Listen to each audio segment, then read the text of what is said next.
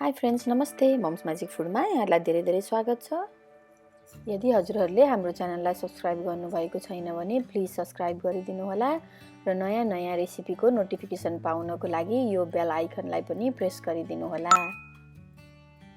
आज मैले हजुरहरूलाई चिकनको एकदमै सजिलो र मिठो करी बनाएर देखाउन जाँदैछु।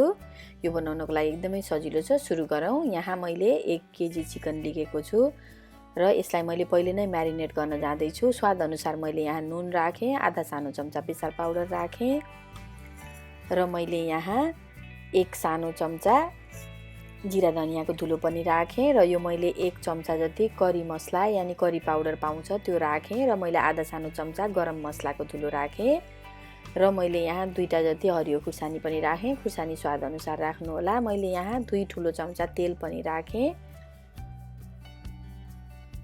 र मैले यहाँ 1 सानो चम्चा खुर्सानीको धुलो यानी चिल्ली फ्लेक्स राखेँ र 1/4 सानो चम्चा हिङ पनि राखेँ।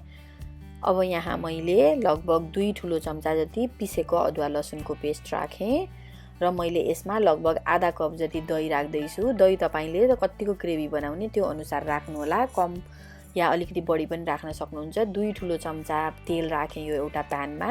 यसमा चाहिँ मैले यो एउटा ठुलो प्याजलाई मसिनो बनाएर काटेर यसलाई एकदमै रातो बनाएर भुट्न जाँदैछु।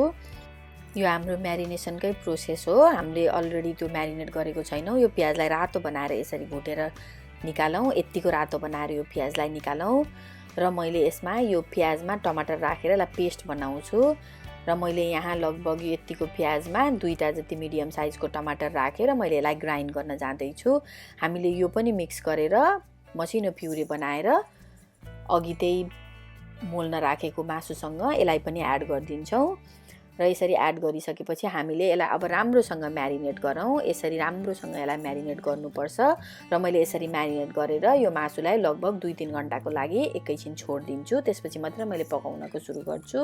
हाम्रो यो म्यारिनेट भएर अब यसलाई ढक्कन लगाएर छोडिदिउँ र लगभग 2 घण्टा जतिपछि मैले त्यही बचेको तेलमा 1 सानो चम्चा जिरा राखेँ र जिरा रातो भइसकेपछि हामीले अघि म्यारिनेट गरेर राखेको चिकनलाई यसरी यहाँ राख्दियौँ र यसलाई ढक्कन लगाएर हामीले राम्रोसँग पकाउनु पर्छ। यसबाट हाम्रो त्यो दही चाहिँ अलिकति पातलो हुँदै जान्छ र पाक्दै गएपछि अलि पातलो जस्तो देखिन्छ। हामीले चाहिँ यसलाई ढक्कन लगाउँदै 10-15 मिनेट बीचमा चलाउँदै पकाउनु पर्छ।